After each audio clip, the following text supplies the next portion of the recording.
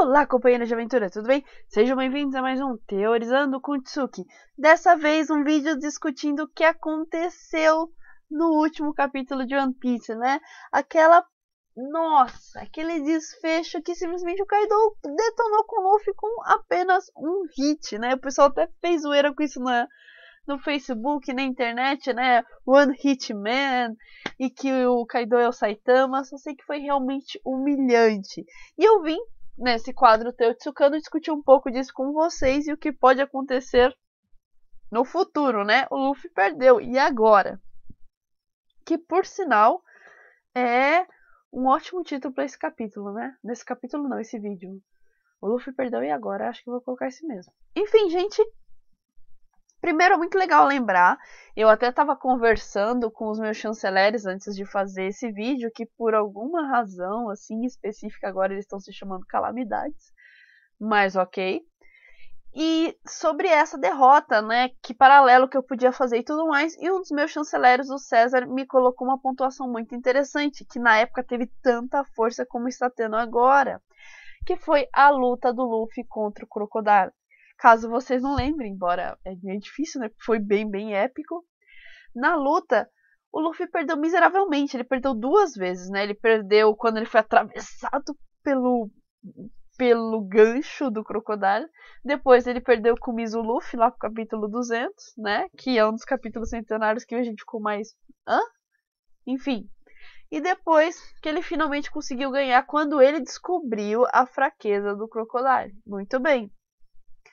E por que é um paralelo muito bom a gente fazer Crocodile e Kaido nessa derrota? Porque até o Crocodile aparecer, o Luffy não tinha perdido para ninguém, entendeu? Ele tinha se mostrado superior a todos os seus inimigos até então. Ou seja, a gente tem o Kuro, o Arlong, o Don Krieg e o pai do Helmepo, que não eram realmente inimigos à altura do Luffy. Ele mostrou até certas dificuldades na luta, mas no final ele superou e ainda ficou consciente, né? Tanto é que o Crocodile é o primeiro inimigo que ele enfrenta, que depois ele fica uma semana inconsciente e com febre, né? Eu lembro que quando eu li mangá nessa época, foi assim, nossa, o Luffy ficou uma semana inconsciente. Até então ele só acabou de lutar e já tava lá festejando, né? No arco do Arlong dá pra ver bem isso, né? Ele lutou com o Arlong de tarde e de noite ele tava na festa. Isso nunca mais aconteceu. Todo o arco o Luffy acaba totalmente estilhaçado e aí fica lá uma semana, 2 semanas se recuperando, né? Tudo isso começou a mudar com o Crocodile, que foi o primeiro Chichibukai que ele enfrentou. A gente pode fazer um outro paralelo dizendo que a Big Mom seria... É até engraçado a gente fazer esse paralelo. A Big Mom seria como se fosse o Mihawk. Nossa, como assim? Isso que tem nada a ver. Não, o que eu quero dizer... O Mihawk foi o primeiro Chichibukai, mas o Luffy não teve um enfrentamento de verdade. No máximo ele se jogou na direção do Mihawk e o Mihawk desviou. Só isso. Quem enfrentou foi o Zoro. O da Big Mom foi mais ou menos assim. A Big Mom foi o primeiro Yonko que apareceu e tudo mais. Só que não teve aquele enfrentamento que a gente tanto esperou, né? Teve uma troquinha de soco, até mais coisa que teve com o Mihawk. Mas se você pensar que o Mihawk teve uma tretinha lá com o Zoro, então sim, até tiveram um enfrentamento assim com o Mihawk, da mesma forma que a gente teve um enfrentamento com a Big Mom, certo? Nenhum dos dois era o que a gente esperava na hora que a gente estava lendo, né? Porque você lendo One Piece pela primeira vez não estava esperando aquela faquinha de manteiga, né? Mas enfim. E é muito bom a gente pontuar isso daí, que foi o que mudou o One Piece da Grand Line pra frente, né? Todos os inimigos, então, apesar de que o Enel, o Luffy ganhou com uma certa facilidade, né? Ele continuou consciente e tudo mais por causa da Akuma no Mi. Mas tirando ele, o Gekko Moria, que muita gente fala que não é grande coisa, o Luffy perdeu e ficou consciente um tempinho. E era pra ficar muito mais tempo, né? Mas o Zoro absorveu, né, as dores dele, então ele ficou meio que, mano, chegou a ficar muito tempo, né? Ficou alguns minutos só desacordado e pá. Enfim, e foi isso até que aconteceu a derrota e a separação do bando. Então, voltando pro time skip e tal, o Luffy não tinha mais perdido desse jeito assim, horrível. Ele teve dificuldade? Ele teve. Mas, assim, a gente não viu ele ser derrotado como ele era no passado, sabe? Eu até pulei o Rob Lute, por alguma razão eu pulei a melhor luta do mangá, mas tudo bem. Foi a mesma coisa, eles tiveram um enfrentamento bem difícil. Depois do time skip, o Luffy, ele perdeu assim, mas não perdeu de verdade pro Doflamingo, sabe? O Doflamingo meio que saiu, eles estavam ali, o clímax mudou de um lugar pro outro, né? Então não foi a derrota como o Luffy teve com o Crocodile. A mesma coisa com o... Eu não tô falando na ordem, gente, desculpa, como eu tô gravando isso aqui ao vivo, é difícil a gente falar na ordem certinha, a gente vai lembrando, a gente vai falando. Hold Jones também é uma piada, o Luffy não teve muita dificuldade. O Xero, o Luffy só perdeu porque foi idiota, né? Então o que eu quero dizer, esses inimigos depois do Novo Mundo, o Luffy tava até conseguindo enfrentar.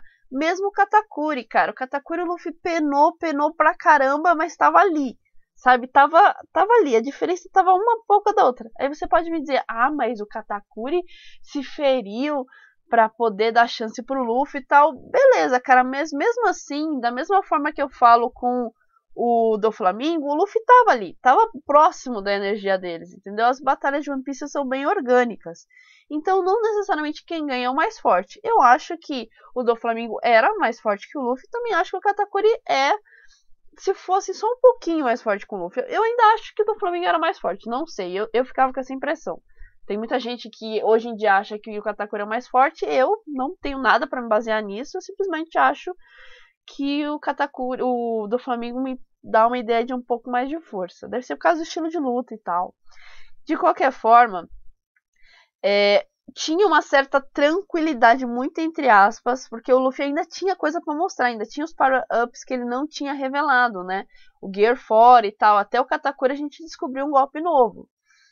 E com o Kaido não. O Kaido foi a mesma coisa que aconteceu com o Crocodile. Tudo que o Luffy tinha, a gente já tinha visto. Só que aí não foi o suficiente, né? O Luffy lutou com tudo que ele tinha. Até com o Mizu Luffy, que é a coisa mais estranha do mangá até hoje. E não foi o suficiente.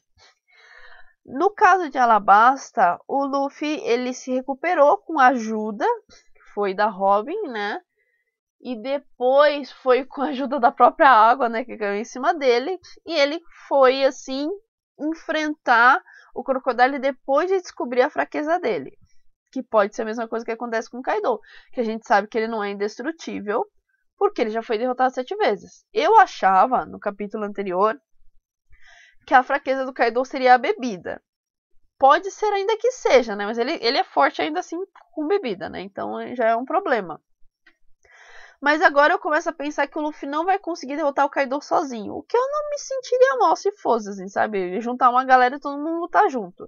Porque não é... One Piece não é mangá de TX1, sabe? Essa coisa de honra, não, vamos lutar um contra o outro. São piratas, cara. Tem que juntar mesmo uns 7 e lutar contra um cara só. Eu tô esperando, e seria muito legal, até um dos meus... dos inscritos falou acho que foi na última live. Se você lembrar a pessoa que falou isso, pode colocar o nome aqui nos comentários que eu esqueci de marcar.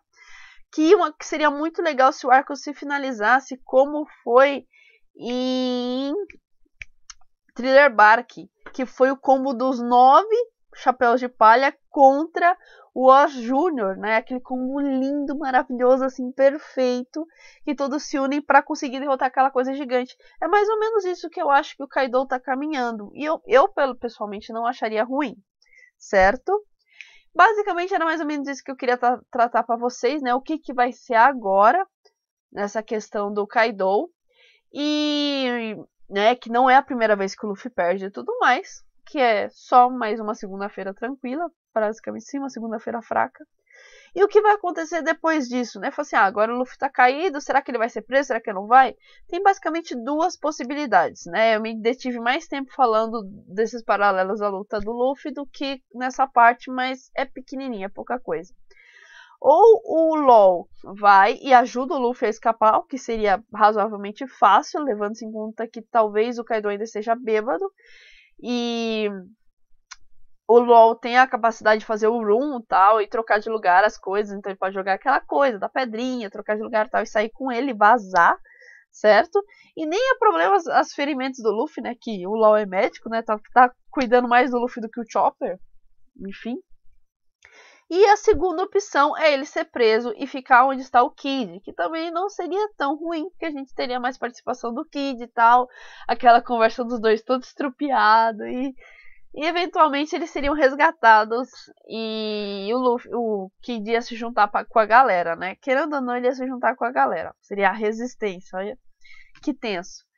E de qualquer forma, eu acho que as duas possibilidades são interessantes, mas a segunda é um pouco assim, chama mais um pouco a minha atenção, só que eu fico com receio de ser outro arco, temos que resgatar fulano.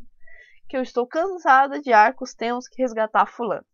Já deu, né? A gente já teve o do Sandy, a gente já teve Dressrosa, teve o Lau. Eu não quero que o Luffy seja a princesa em perigo do arco.